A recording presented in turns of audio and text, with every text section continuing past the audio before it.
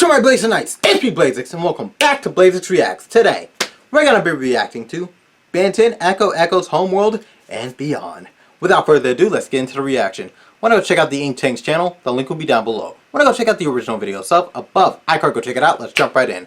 Without further ado, Blazeix Reacts. Let's blaze in action.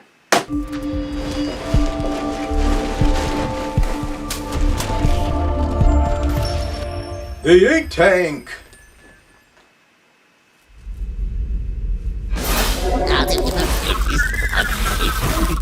Recalibrated system. No. Zolbrine. Anyway, good evening, extranet and multidimensional travelers. Welcome back to And Beyond, where we plunge into the void and explore our ever-expanding multiverse. I'm your host, the R300 Orion IT Systems Model B, or 4, but you can call me Horus. Today we'll be continuing our extraterrestrial exploration on the perfectly pitched planet of Sonarosia. Oh, man, do I And please equip your earbuds. We don't want anyone's liquefied brain matter spilling out.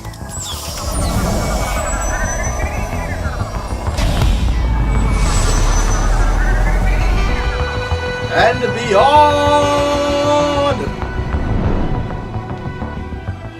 Episode 4, Sonarosia.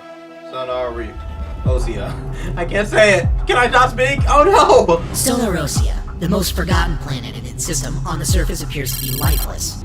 This is made very evident by the lack of floral life or bodies of water, as well as the crumbling cities and structures of a previous civilization. Composed mainly of stone and sand, the planet's structure is riddled with immense gorges and canyons that cut deep into the mantle. Thanks to the various openings to its mantle, the planet's rotational force has many imbalances and acts more as an electromagnetic pole than a gravitational one. Because the size of the planet, the electromagnetic pole generated is so strong it attracts any and all radio waves and frequencies from up to a parsec away. The abundance of frequencies paired with the EM pole creates a very dense ionosphere surrounding the planet, resulting in frequent sand and lightning storms, making planetary travel very difficult. But it wasn't always like this. That's not our planet. Centuries ago, Sonarosia was a thriving, technologically advanced planet home to a species known as the Alamarans. Bipedal humanoid beings with green-blue skin and a very weak physique. But what they lacked in physical prowess, they more than made up for in intellect. 13, right? As a result of their hyper-intelligence, they lived by a code of logic. If something was deemed illogical, they would give it no thought. This would include emotions and empathy. This mindset led them to make amazing and destructive breakthroughs in technology, bringing their planet up to a tech level 13. Over time, they would start selling this technology off-world and were met with high demand. This caused over-harvesting of raw materials and pollution, inevitably leading to the death of their planet. Some say the species died with it. Others believe they simply left to continue their work where they could find materials. Though it seems that life is long since gone from Sonarosia, there are still 2 species making quite a racket down here. The right one on the right is Echo species, but what's the one on the left? Starting on the surface, we have the Sanovox, bipedal biomechanical hybrid creatures composed of high ionized frequencies hosted in a mechanical body. Through the combination of abandoned Alamaran technology and the harsh Sonarosian lightning storms, this species was created, quite literally, by catching lightning in a bottle. Upon being grounded in the mechanical construct, the ionized frequencies funneled into it become trapped inside and build up energy, similar to a Leyden jar. Over time, this energy becomes so great it begins to meld and manifest the signals and frequencies into a form of thought and speech, becoming a consciousness. These are the Sanovox. Ranging in size dependent on their vessel, all Sanovox have 2 prevalent abilities. Vibrational manipulation by speeding up or slowing down their own frequential forms and channeling the physical waves through their suits, and dialinguistics, being able to understand any language they hear by absorbing in its sound waves and converting them into a frequency. This also works on all other forms of frequency. They use both these abilities on a daily basis in search for others. Sanovox spend their days on the surface, trudging through the lightning and sandstorms trying to find others. From the day they are created, Sanovox are alone, waking up in their harsh environment with nothing but a hum of voices and sounds from the sky. These sounds are just frequencies they don't realize that they're able to hear. They don't know how or why they're there, or what they even are, so they search. Searching for others of their kind in hopes that they can learn. When they do eventually find others, they will typically form a tribe, roaming around from small settlements that they've made from the remnants of the Alamaran society. A feature of every settlement is a large mound of mechanical constructs in the center acting as a lightning rod. The sandbox collect and pile up any constructs around their settlements so that if lightning strikes and any new ones are created, they won't come into the world alone.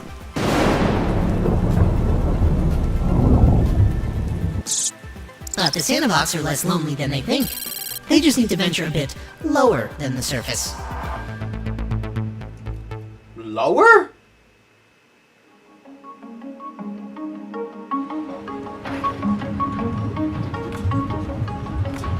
In the caverns and underground of Sonorousia, we have the home of the Sonorosians.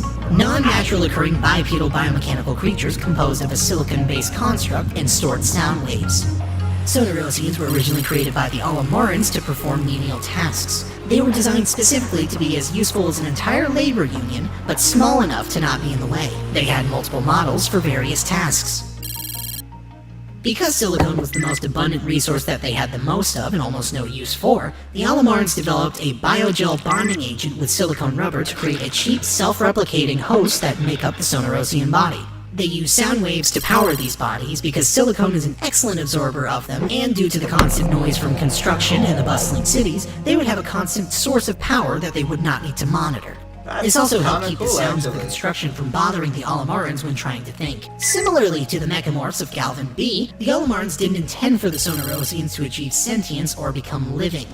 But it's said that over time, from the ionized atmosphere affecting the sound waves they absorbed, something similar to the Sandbox occurred where the sound waves themselves became sentient within their hosts. They've become aware, boys! Themselves to advance unintentionally. No one knows for sure, and the Alamarans aren't exactly around anymore to ask, so we may never know exactly how they came to be. When the planet started to die, the Sonorosians migrated underground to avoid the harsh surface weather. With their bodies being made so cheaply, they're not very durable, and can be harmed or destroyed very easily.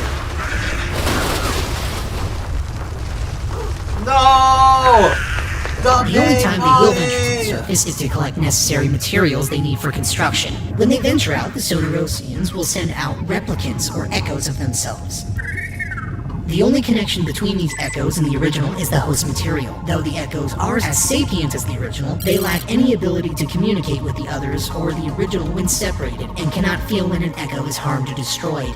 This will lead to a single Sonorosian sending out multiple pods of echoes at a time, assuming that most will not return. Despite this harsh harvesting method, by nature Sonorosians are very friendly and even enjoy helping others, probably as a result of them being designed as assistants. Sonorosians spend their days building new homes in the safety of their caverns, also taking advantage of the old underground mining and transport tunnels for fast traveling between sites.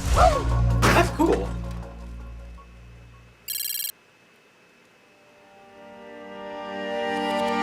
Though separated geologically, the Sonorosians and Sandbox are no strangers to each other. Frequenting a material trade and assistant labor, this has resulted in a belief system known as the Great Hum. This belief system came to be shortly after the first few interactions among the species, as Sonorosians would regale in hazy memories of their long-gone masters, and the Sandbox would tell of the unknown voices and sounds they hear from the sky. Both species began to theorize and believe that the sounds the Sandbox were hearing are from the Alamarans attempting to contact them. If only they cared. In actuality, these are just random signals and frequencies bouncing around space that are picked up by Sonorosia's ionosphere. To this day, neither species has been able to make out any clear message from the Great Hum, but they have come up with their own interpretation, believing the message is that the Masters will return when the planet is suitable for them. This message is what drives both species to spend their days constructing settlements and attempting to repair old technologies from the scraps left behind by their Masters, in hopes that one day they may return and bring life back to the planet.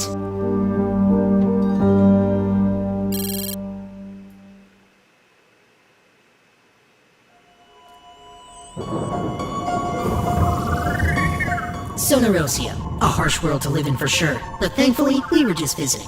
Make sure you plunge back into the void sometime and join me on another extraterrestrial exploration. This is Horace, signing out. You know what would be an interesting alien to do? Bring it, jacket, sunscreen. Hello? I'm ready to go! To be continued. But I always thought about this. Thank you guys so much for watching. Make sure you guys like this video Okay, if you'd like to see more okay, I see content how like it this. is. And if you guys have any planets or dimensions you'd like to see in an episode, let us know in the comments. We'd like to give a special thanks to our incredible Patreons. Without them, we wouldn't be able to do projects like this. And if you'd like to support us, you can join our Patreon for as little as $1 a month and get to see stuff way before anyone else. Until next time, I'm surviving. Are you? Peace. You know what would be an interesting alien to have in a 2B beyond? 2 and beyond for Ditto. Even though Ditto most likely are similar to Echo species, they're not all that simple. And I kind of want to see how they survive against their natural predators. Which, I forget the name of it. Kyber said it in one episode. Like, it was introduced in one episode. I forget what it's called. I might have to look this up. But I forget what it was called. It was basically the same. It had the same powers, but more ferocious. And I thought it would have been cool if Ben could turn into this alien. But apparently he can't turn into anything that doesn't have any real intelligence. But who might have say that? Everybody else told me, so I'm gonna have to believe it. Anyways, Ditto would be the alien that I want to hear more about. Anyways, I do hope you all enjoy. Be sure to leave a like, add to your favorites, want to see more Scorching Out videos from this channel, subscribe. I make videos weekly or daily depending on my schedule. Have any requests for reactions whatsoever, make sure to leave the link to that video down below. Make sure it's something I'd be interested in and I will definitely react to it. Our goal is to hit 10,000 subscribers, so I'm going to reach that goal and you will get a special video from yours truly. With that being said, hope you all enjoy, stay tuned for more videos, and remember, many hearts never apart. Let them all Blazing Knights. Blazing out! Until next time, take care.